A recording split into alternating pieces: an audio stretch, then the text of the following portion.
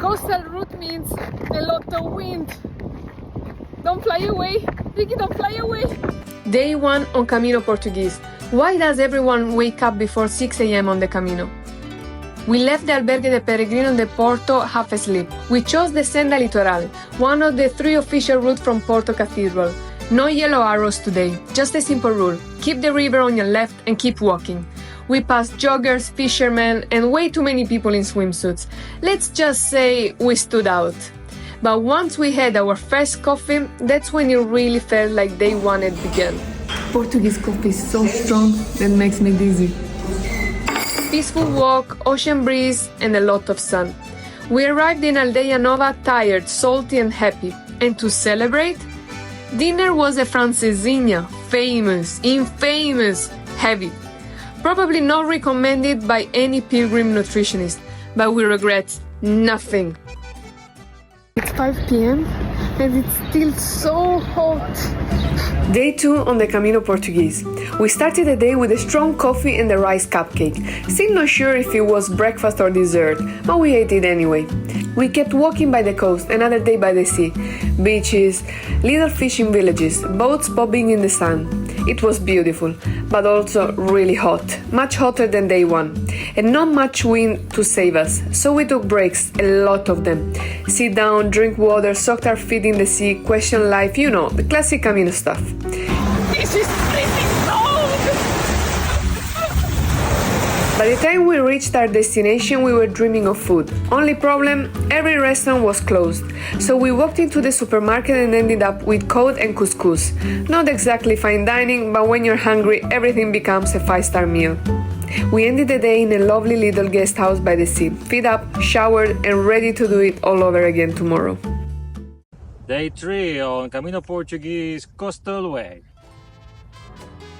And finally, the heat took a break. The sun must have gone on its own Camino today because it was actually cold. We walked by the sea again and passed some fishermen gathering seaweed, used for years first as a fertilizer, now for food. After the great food fail of day 2, we made a sacred vow. We stopped for lunch, no matter what. And wow, our Puglia came through.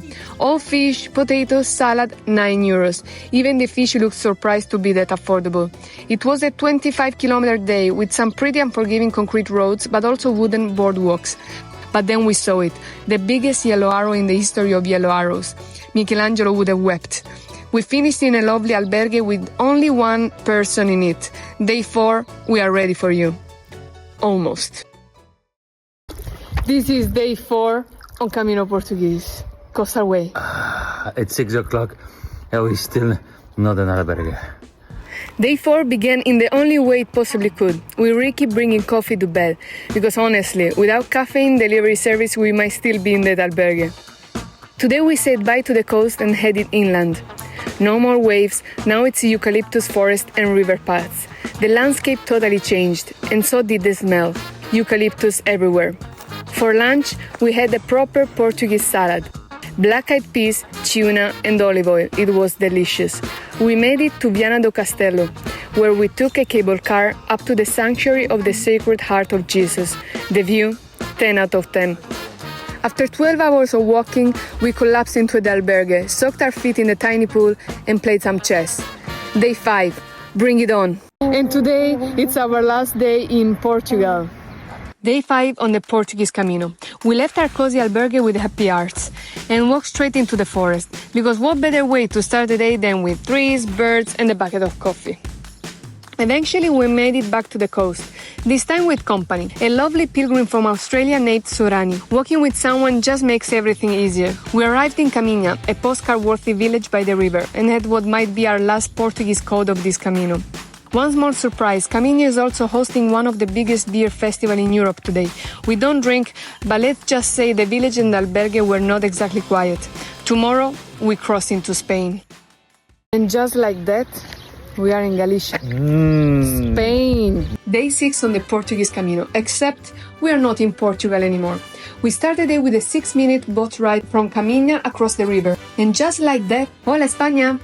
Right away we spotted our first mojones, stone markers that count down the kilometers to Santiago. The heat was back, but spirits were high because we found calamares, fried, crispy, greasy, familiar. We passed the stunning Convento de Santa Maria de Olla, a massive monastery that looked like a movie set. Highly recommend stopping. We eventually rolled into the albergue, where we collapsed into bed.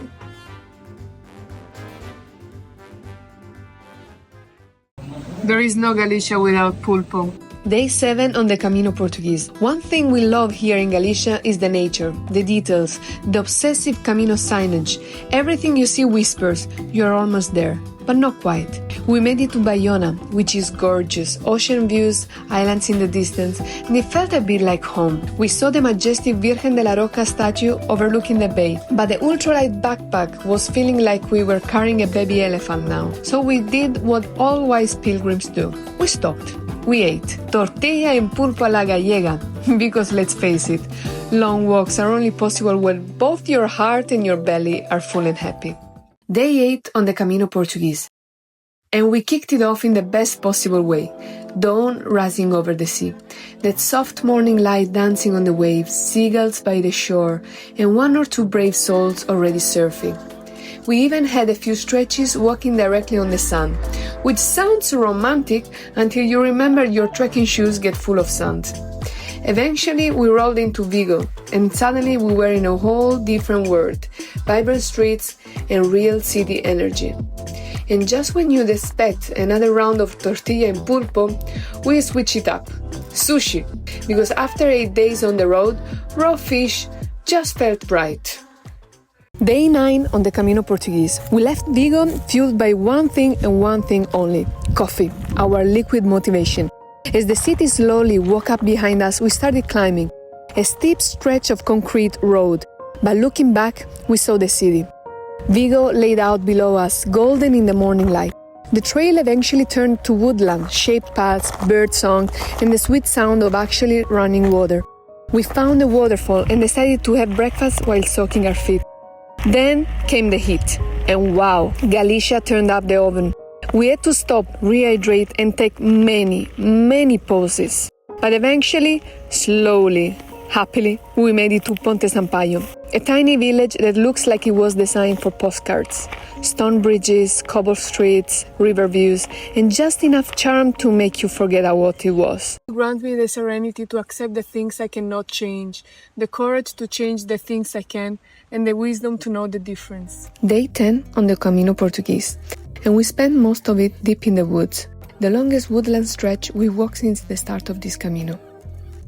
We are officially under 100 kilometers to Santiago now, and you can feel it.